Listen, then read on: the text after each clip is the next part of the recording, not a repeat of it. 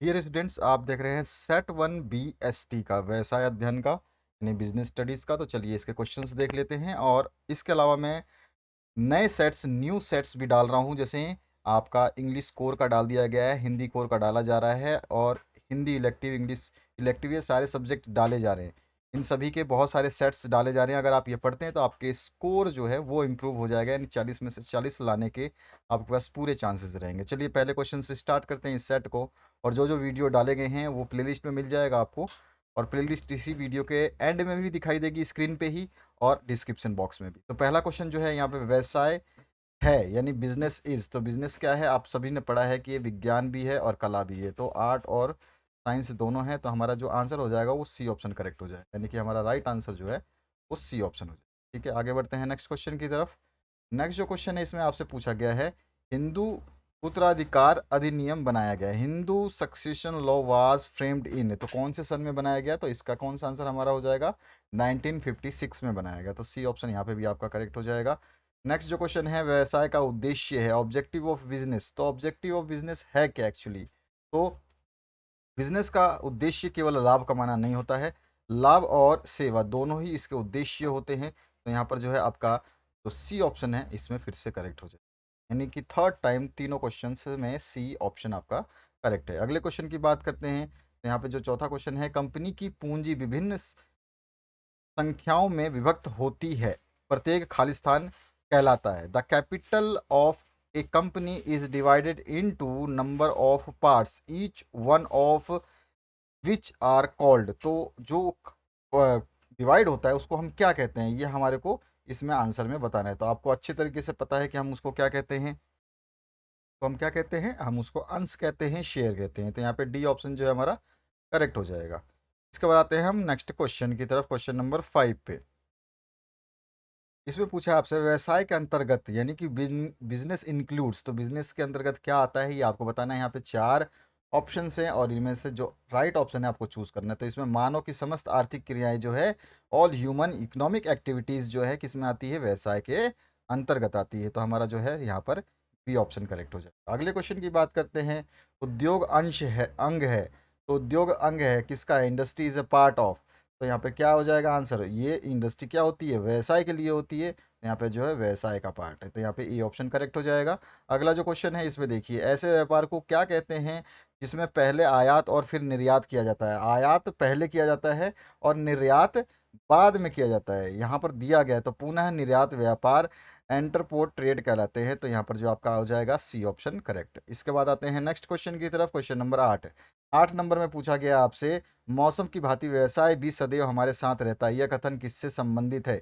यहाँ पर जो क्वेश्चंस कराए जा रहे हैं इनमें से बहुत सारे क्वेश्चंस आपको, मैक्सिमम क्वेश्चंस एग्जाम में देखने को मिलेंगे। अगर इस चैनल से आप पढ़ रहे हैं तो कोई इशू नहीं होगी। जैसे 12th वालों ने लास्ट तक इस चैनल को बिल्कुल नहीं छोड़ा था, और आप किसी भी 12th क्लास के कोई भी वीडियो उठा के देखिए जो अभी अभी हाल ही में एग्जाम हुए हैं, उसमें कमेंट सेक्शन में पढ़िए, तो वो सारे के सारे स्टूडेंट यही लिखेंगे कि सर आपने जितने बताए थे वो सब आए हैं।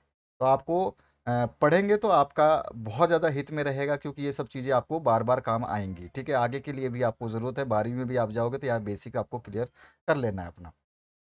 तो ये स्टेटमेंट किसका है? Business like weather is with us every day, who said this out of the following, किसने कहा ये स्टेटमेंट? तो ये स्टेटमेंट जो है हमारा किसका था? व्हीलर का है। तो यहाँ पे क्या आंसर हो जाएगा? डी ऑप्शन करेक्ट हो जाएगा। इसके बाद आते हैं 9th नंबर क्वेश्चन पे। 9th नंबर देखिए, ऐसे उद्योगों को क्या कहते हैं जो दूसरे उद्योगों को समर्थन सेवा सुलभ कराते हैं?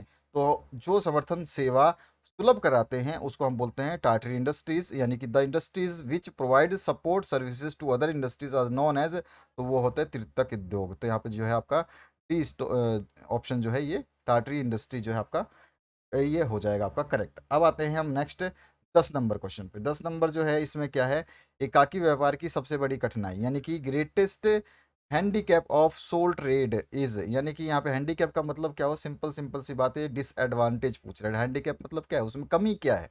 तो यहाँ पे क्या है, इसमें जो है असीमित दायित्व है। ठीक है, अनलिमिटेड लाइबिलिटीज एकाकी व्यापार की सबसे बड़ी कठिनाई है। ठीक है, यहाँ पर सारी की सारी दायित्व है, बहुत ज्यादा दायित्व है। एकाकी व्यापार सोल ट्रेडिंग जो आपके ऊपर डिपेंड है, तो इसमें असीमित दायित्व हो जाती है, मतलब सारी दायित्व आपके ऊपर आ गई।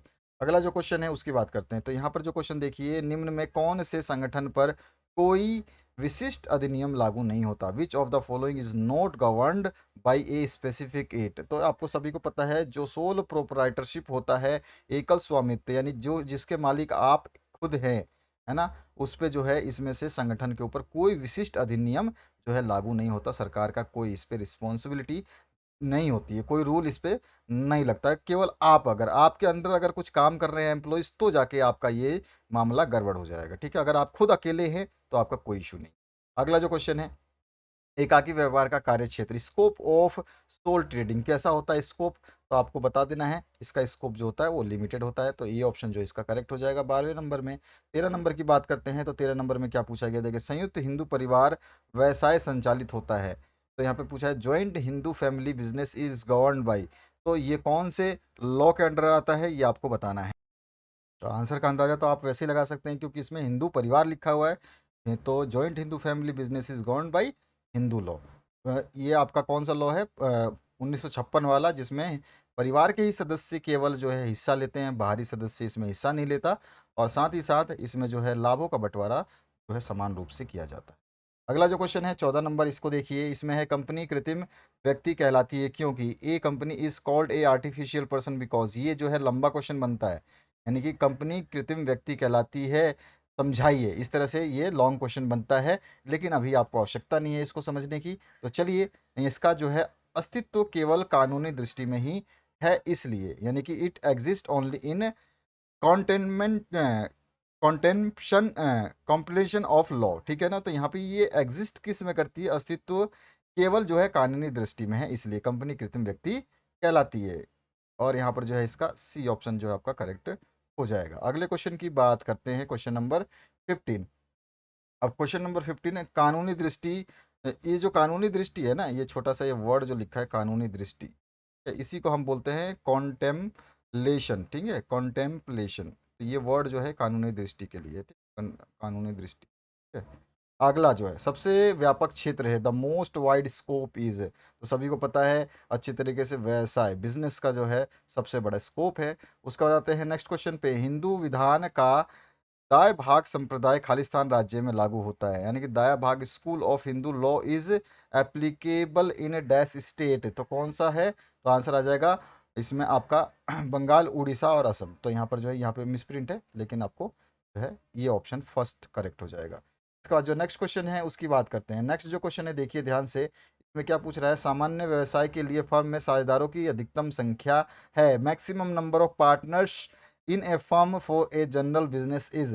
तो मैक्सिमम नंबर ऑफ पार्टनर्स होंगे 50 फॉर जनरल बिजनेस। ध्यान रखना, इसके लिए जनरल बिजनेस की बात हो रही है, सामान्य व्यवसाय के लिए बात हो रही है।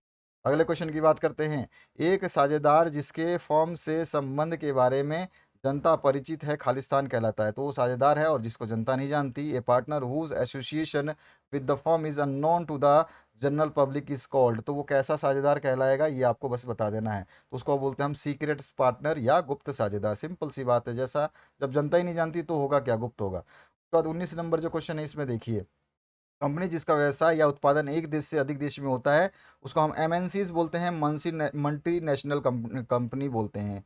ठीक है, मल्टीनेशनल इंडस्ट्री बोलते हैं। तो कंपनी हुज बिजनेस और production links are in more than one country is known as बहुराष्ट्रीय कंपनी और मल्टीनेशनल कंपनीज। तो यहाँ पर जो है ये ऑप्शन आपका करेक्ट हो जाएगा, बिल्कुल टेंशन लेने की ज़रूरत नहीं है। और ऐसी कंपनियों में नौकरी लग जाए तो आपकी बल्ले बल्ले हो जानी है। उसके लिए अच्छी से पढ़ाई करिए, तब जाके बहुराष्ट्रीय कंपनियों में आप जाएंगे, जिनके नाम केवल जो है मुंह पर, किसी के जुबान पर आप आसानी से सुन सकते हैं उन कंपनीज के, जैसे टाटा हो गया, मारुति हो गया, और एलन मस्क की जो है स्टारलिंक है, माइक्रोसॉफ्ट है, एचपी है, कॉम्पेक है, जो भी आप नाम है जिसका ब्रांड जानते हैं, ब्रांड भी बहुत पढ़ेंगे आप बिजनेस में, चिंता मत करिए। ठीक है, तो आगे बढ़ते हैं 20वें क्वेश्चन पे।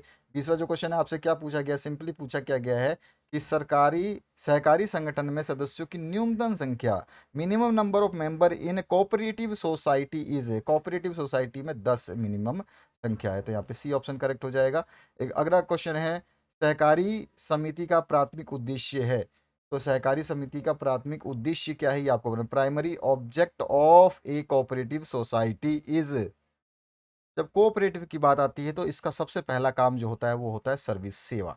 ठीक है, तो यहाँ पर जो है सी ऑप्शन करेक्ट हो जाएगा। अगला जो क्वेश्चन है 22, सहकारी समिति का पंजीयन करना खालिस्तान यानी खालिस्तान भी आता है और करना है, तो यहाँ पे क्या आ जाए, कोऑपरेटिव सोसाइटी का रजिस्ट्रेशन कैसा है, तो इसका अनिवार्य है, कंपलसरी है, ठीक है। ये ऐसे जो है इसको इसलिए रजिस्ट्रेशन कराना है क्योंकि इसका उद्देश्य क्या है, सेवा करना। और जब इसकी ऑडिट होती है तो ऑडिट में इसको सब दिखाना पड़ता है कि इसने क्या क्या कार्य किए हैं, और रजिस्ट्री के अंदर ही जो है इसको अथॉरिटी मिलती है कि आप आसानी से ये काम कर सकते हो। इसके बाद आते हैं 23 नंबर क्वेश्चन पे, एक कंपनी का सबसे महत्वपूर्ण प्रलेख है। एक कंपनी का सबसे महत्वपूर्ण प्रलेख आपको बताना है, सिंपल सी बात है, the most important document of a company is, तो वो क्या होगा, तो वो हो जाएगा आपका मेमोरेंडम ऑफ एसोसिएशन, जिसको पार्षद सीमा नियम कहते हैं, ठीक है, मेमोरेंडम, ठीक है, ये बहुत इंपॉर्टेंट जो है आपका डॉक्यूमेंट है कंपनी का।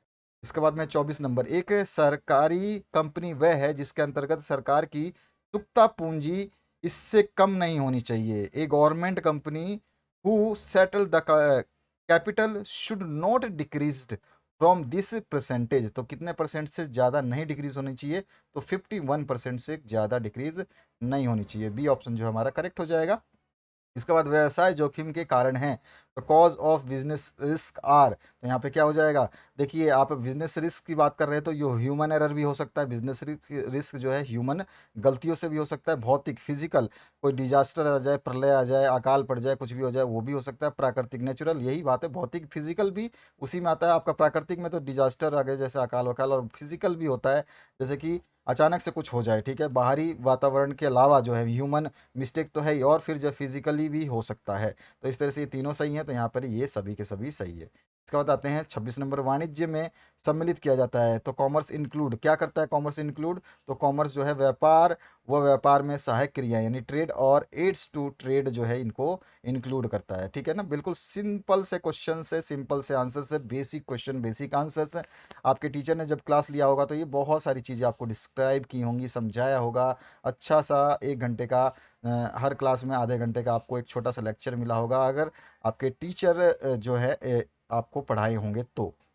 अगला जो क्वेश्चन है आपका 27 नंबर, इसमें एक संयुक्त पूंजी कंपनी के संचालक मंडल का चयन खालिस्तान द्वारा किया जाता है, the board of director of a joint stock company is elected by, तो ये जॉइंट स्टॉक के कंपनी किसके द्वारा इलेक्ट किए जाते हैं, तो सभी को पता होना चाहिए, शेयर होल्डर्स के द्वारा, अंशधारियों के द्वारा, ठीक है। स्टॉक की बात आ रही है यहाँ पर, देखिए तो यहाँ पर भी जो है हमें स्टॉक ही जो है आ जाएगा, ठीक है, स्टॉक क्या होता है, हमारा शेयर्स होते हैं। अब आगे आते हैं हम नेक्स्ट क्वेश्चन की बात, तो यहाँ पर जो है 28 नंबर, बहुराष्ट्रीय कंपनी का क्षेत्र है, यानी कि स्कोप ऑफ मल्टीनेशनल कंपनी, तो उसका क्या है, स्कोप तो अंतर्राष्ट्रीय, लोकल थोड़ी है कि हमारे मेरे गांव में बेचेगी, और इंटरनेशनल नहीं है कि इंडिया में बेचेगी, ये अंतर्राष्ट्रीय है, ये पूरे विश्व में अपना काम करेगी। यही चीज़ हमने पढ़ी थी, बहुराष्ट्रीय कंपनियां वो कंपनियां हैं जो एक से अधिक देशों में निवेश करती हैं, एक से अधिक देशों में काम करती हैं। 28 नंबर क्वेश्चन के बाद आते हैं हम 29 नंबर क्वेश्चन पे। 29 नंबर जो क्वेश्चन है, साझेदारी संलेख के अभाव में साझेदारों के अधिकार एवं कर्तव्य निर्धारित होते हैं। In the absence of partnership deed the duties and rights of partners are determined, तो यहाँ पर कैसे होते हैं, तो क्या आंसर हो जाएगा, आंसर हो जाएगा इसमें राइट ऑप्शन जो हो जाएगा साझेदारी अधिनियम के अनुसार, अंडर द पार्टनरशिप एक्ट। ऐसा नहीं कि ये मालिक है तो कुछ भी कर देगा, है ना, अंडर द पार्टनरशिप एक्ट। उसके बाद है नेक्स्ट आपका, भारत में व्यापार के वैश्वीकरण का प्रभाव हुआ है, the effect of globalisation is in India is, कैसा हुआ है, तो आंसर हो जाएगा इसमें, देखिए ध्यान से, increase in size of production बिल्कुल किया है, अंतर्राष्ट्रीय व्यापार में वृद्धि किया है, प्रत्यक्ष विदेशी निवेशों में वृद्धि, increase in direct foreign investment, तीनों काम सही हुए हैं, तो इनमें से सभी जो है आते हैं, क्योंकि वैश्वीकरण का मतलब ही है कि अपने बिजनेस को जो है अंतर्राष्ट्रीय स्तर पर ले जाना, तो यहाँ पर जो है उसमें आपका साइज भी बढ़ेगा, इंटरनेशनल ट्रेड भी बढ़ेगा, और फॉरेन इन्वेस्टमेंट भी बढ़ेगा। इसके बाद 31 नंबर जो क्वेश्चन इसमें है, सहकारी समिति का लाभ है, the advantage of cooperative society, cooperative society का आपको लाभ बताना है, क्या है लाभ इसका, कोऑपरेटिव सोसाइटी का, तो कोऑपरेटिव सोसाइटी जो है डेमोक्रेटिक मैनेजमेंट है, यानी कि प्रजातांत्रिक प्रबंध है, ठीक है ना, ये लोगों के लिए कार्य करती है, ये इसका लाभ है, ठीक है, राजनीतिक हस्तक्षेप इसमें नहीं होता, ठीक है, इसमें अकुशल प्रबंध नहीं होता, यहाँ पे ए ऑप्शन जो है करेक्ट हो जाएगा। इसके बाद आते हैं 32 नंबर क्वेश्चन पे। 32 में पूछा गया है, ऐसे व्यावसायिक संगठन का नाम बताइए जिसमें पृथक वैधानिक अस्तित्व की विशेषता होती है, the name name the business organisation which has the feature of separate legal entity, separate legal entity की बात हो रही है, वर्ड्स को आप समझेंगे तो ही आपका आंसर जो है करेक्ट हो पाएगा। तो सेपरेट जो होता है वो किस में होता है, तो हमारा हो जाता है आपका राइट आंसर जो होता है वो कोऑपरेटिव सोसाइटी में, सहकारी समिति में। तो यहाँ पर जो आपका कौन सा आंसर हो जाएगा, आपका आंसर हो जाएगा सी ऑप्शन करेक्ट। ठीक है, तो यहाँ पे सी ऑप्शन को करेक्ट करेंगे, क्योंकि यहाँ पे देखिए ऐसे व्यावसायिक संगठन का नाम बताइए जिसमें पृथक वैधानिक अस्तित्व की विशेषता होती है। तो यहाँ पर जो है आपका क्या आंसर हो जाएगा, सहकारी समिति, कोऑपरेटिव सोसाइटी। अब इसके बाद आते हैं नेक्स्ट क्वेश्चन की तरफ। क्वेश्चन नंबर जो है 33। 33 क्या है, कर्मचारी की बेईमानी किस तरह का व्यावसायिक जोखिम है। तो ये कैसा हो जाएगा, तो कर्मचारी है, कर्मचारी क्या है, इंसान है, और इंसान क्या है, ह्यूमन, ह्यूमन यानी मानव। और यहाँ पर जो है dishonesty of employees is the dash type of cause of business risk. तो मानवीय बिजनेस रिस्क है ना, ह्यूमन। उसके बाद आते हैं 34 नंबर, व्यापार डैश प्रकार का होता है। तो ट्रेड कितने प्रकार का होता है, तो आपका जो है कितना आंसर आ जाएगा, trade is of dash type. तो ये दो प्रकार का होता है। मुझे कमेंट सेक्शन में बताइए दोनों के नाम, मैं देखूँ आप लोग कितने तैयार हैं, आपका कमेंट का इंतजार रहेगा। आगे बढ़ते हैं नेक्स्ट क्वेश्चन की तरफ। डैश एकाकी व्यापार की विशेषता नहीं है। एकाकी व्यापार की विशेषता नहीं पूछा है, तो एकाकी व्यापार में जो है सीमित दायित्व जो है ये इसकी विशेषता नहीं है, इसमें अनलिमिटेड लाइबिलिटीज। ठीक है ना, यहाँ पे जो है बी ऑप्शन आपका करेक्ट हो जाएगा। इसके बाद आते हैं नेक्स्ट क्वेश्चन की तरफ। नेक्स्ट जो है आपसे क्या पूछा गया है, ऐसा प्रबंध जिसका लाभ में हिस्सा है, यानी a manager with a share in the profits.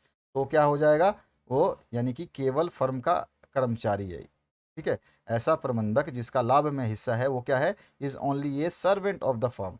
क्या है, वो फर्म जिस कंपनी में काम कर रहा है उसका वो कर्मचारी है, भले ही उसका शेयर है, लेकिन वो क्या है वहाँ पे प्रबंधक है। ठीक है, ये चीज़ ध्यान रखनी है। इसके बाद आते हैं नेक्स्ट क्वेश्चन की तरफ। नेक्स्ट जो क्वेश्चन है इसमें क्या पूछा गया, ये देखिए। तो पूछा गया है निम्न में से कौन सा व्यवसायिक अनिश्चितता का उदाहरण है, विच of the following is the example of business us uncertainties. तो यहाँ पे कौन सा आंसर आ जाएगा, तो आंसर आ जाएगा आपका राइट। कि यहाँ पे देखिए बिजनेस जो है अनिश्चितता मतलब अनसर्टेनिटीज जो होती है, इसमें क्या हो सकता है, अर्थक्वेक आ सकता है, यानी कि भूकंप हो सकता है, सूखा हो सकता है, ड्रॉप हो सकता है, अकाल पड़ सकता है, और मूल्य में परिवर्तन जो है ये कभी भी हो सकता है। तो ऑल ऑफ दीज जो है ये सारे के सारे क्या है, अनिश्चितता के उदाहरण है। कोई प्रिडिक्ट नहीं करता, कोई भविष्यवाणी नहीं कर सकता कि अर्थक्वेक आएगा नहीं आएगा। हाँ, एक अंदाजा लगाया जा सकता है, लेकिन जो है बचना बचना मुश्किल है, क्योंकि भाग के तो जाओगे नहीं इतनी जल्दी कि भैया भूकंप आने वाला है भागो। ठीक है, तो ये एक समस्या है। तो यहाँ पे इसमें सारी की सारी चीज़ें शामिल की। नेक्स्ट जो क्वेश्चन है, डैश भारतीय बहुराष्ट्रीय कंपनी नहीं है। तो इसमें से जो है पूछा गया है dash is not a Indian multinational company. Multinational company कौन सा नहीं है, बस ये आपसे पूछा गया है। तो यहाँ पे ब्रुक बॉन्ड जो है ये एक क्या नहीं है, मल्टीनेशनल कंपनी नहीं है। ठीक है, निरमा मल्टीनेशनल है, पेप्सोडेंट मल्टीनेशनल है। ठीक है, ब्रुक बॉन्ड जो है ये आपका क्या नहीं है, एक मल्टीनेशनल कंपनियों में शामिल नहीं होती। इसके बाद है आपका 39 नंबर, संयुक्त हिंदू परिवार व्यवसाय का मुखिया जाना जाता है। तो उसको क्या बोलते हैं, तो उसको हम बोलते हैं कर्ता। क्या बोलते हैं, कर्ता। ध्यान रखना है आपको, ये बहुत अच्छा इंपॉर्टेंट क्वेश्चन है, इस बार बोर्ड के एग्जाम में 2-3 बोर्ड में आ चुका है।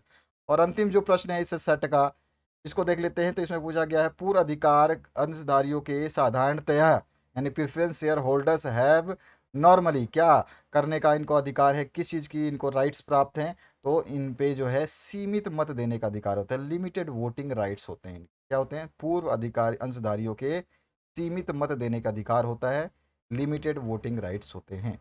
तो ये था आपका सेट 1 बीएसटी का। इसी तरह से आपके सारे सब्जेक्ट्स आ रहे हैं, बने रहिए चैनल के साथ में, अपने दोस्तों को जरूर शेयर कर दीजिए। प्लेलिस्ट आ रही है, प्लेलिस्ट को जरूर टच करें, इसी में आपका सारे वीडियोस मिल जाएंगे। आशा करता हूँ इस वीडियो से आप लोगों को हेल्प मिलेगी। Thank you very much, have a good day.